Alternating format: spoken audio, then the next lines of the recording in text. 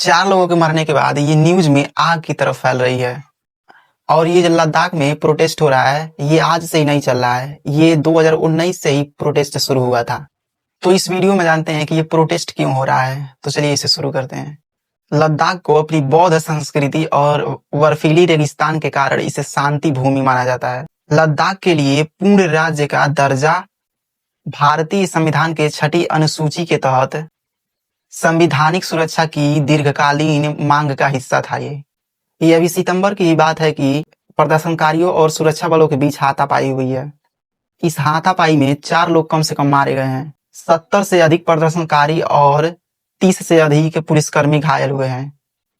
आक्रोशित प्रदर्शनकारियों ने स्थानीय भाजपा कार्यकाल को आग के हवाले कर दिया है, सोचिए, और एक सीआरपीएफ वाहन को भी जला दिया इन्होंने। इस स्थिति को नियंत्रण करने के लिए केंद्रीय सरकार ने इस शहर में कर्फ्यू लगा दिया है और भारतीय नागरिक संहिता के तहत 163 धारा लागू कर दिया गया। इस तहत के अंदर 5 या 5 से अधिक लोग यदि इकट्ठे होते हैं तो उन पर प्रतिबंध लगा दिया गया है। आंदोलन का नेतृत्व कौन कर रहा है और एकता, इसको जान लेते हैं। इस व्यापक आंदोलन का नेतृत्व 2 प्रमुख राजनीतिक और नागरिक संगठन ने किया है। पहला है लेह एक्सप्रेस बॉडी और दूसरा है कारगिल डेमोक्रेटिक अलायंस। यह एकता अपने आप में ऐतिहासिक है, क्योंकि ये दोनों पक्ष जो है आंदोलन कर रहे हैं सब, ये पहले एक नहीं थे और अब एक हो चुके हैं। प्रोटेस्ट जब कर रहे हैं सब ये लोग।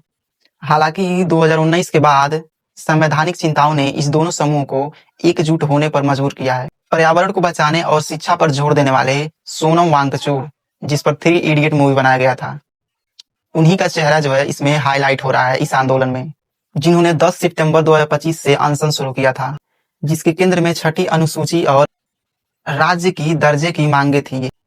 अब इसको जान लेते हैं कि संवैधानिक असंतुलन के पीछे का कारण क्या है। ये जो लेह में प्रोटेस्ट दिख रहा है आप लोगों को, ये तत्कालीन घटना नहीं है, मतलब ये आज से ही नहीं शुरू हुआ है, बल्कि 2019 में लद्दाख को जम्मू कश्मीर से अलग बल्कि यूनियन टेरिटरी बनाने के बाद उत्पन्न हुए संवैधानिक और लोकतांत्रिक घाटे के कारण कई सालों से जमा हो रहे जैविक आक्रोश की अभिव्यक्ति है ये प्रोटेस्ट। यूनियन टेरिटरी को हम लोग शॉर्ट फॉर्म में कहेंगे यूटी।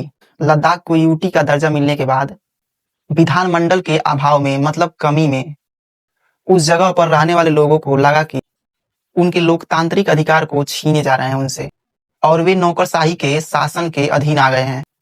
केंद्र सरकार द्वारा शांतिपूर्ण अपीलों को अनसुना करना और उच्च शक्ति समिति के साथ बातचीत को केवल टालते रहना निराश का मुख्य कारण था। जब 24 सितंबर को अनशन पर बैठे 2 बुजुर्ग प्रदर्शनकारियों की सेहत बिगड़ी और उन्हें अस्पताल ले जाना पड़ा, तो वर्षों से ये दबी हुई युवाओं की एक निराशा के लिए भावात्मक प्रेरक था।